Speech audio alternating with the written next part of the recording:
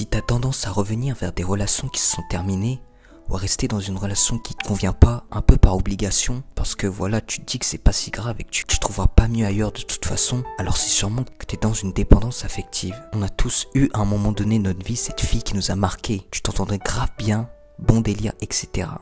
Et à mon lycée, il y avait une fille comme ça.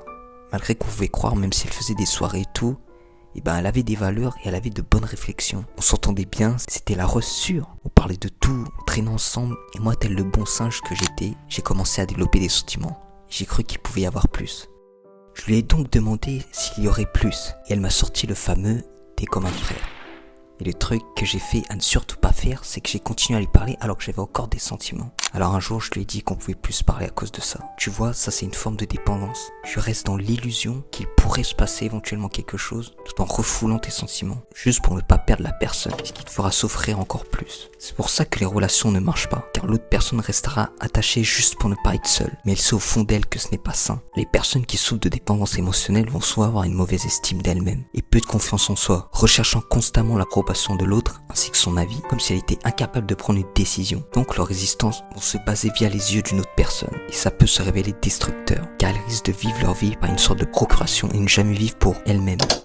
Vouloir à tout prix être avec quelqu'un sous prétexte qu'on se sent seul va ne faire qu'aggraver la situation. En fait, t'aimes pas vraiment la personne, mais son attention. Donc finalement, même ton sentiment envers cette personne est fausse. Et ce cas, il s'aggrave encore plus si tu veux cumuler tes soi-disant amis. Plus t'en as et moins t'as la garantie qu'ils sont vraiment sincères avec toi. Et donc moins t'en as, plus c'est bien. Qualité, quantité. Tu sais déjà, braza.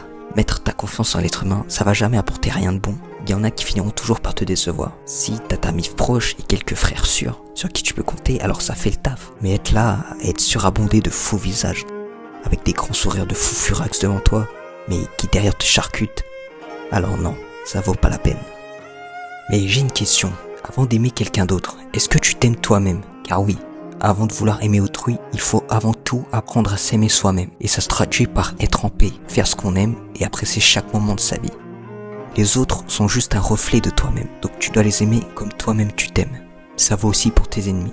Sans pour autant les fréquenter, mais en ayant une certaine compassion envers eux. Et ouais, je sais, c'est plus facile à dire qu'à faire, mais tu peux y arriver, blaza. En prenant bien le temps de t'examiner et voir les failles en ton esprit. Si tu ne t'aimes pas toi-même, alors cette souffrance, tu vas juste la projeter dans tes relations et détruire autrui. Tes relations, au lieu d'être gouvernées par l'amour, l'honnêteté et la confiance, seront gouvernées par le chaos. Alors apprends et travaille d'abord afin de pouvoir t'aimer toi-même et ensuite aimer les autres. Mais ça veut aussi et surtout dire pouvoir être bien tout seul, c'est-à-dire n'avoir besoin de personne pour te sentir bien, car toi seul connais ce que tu veux et ce que tu vaux, et ce ne sera pas à travers le regard d'une autre personne. Je finirai par dire de ne pas mettre les relations sur un piédestal.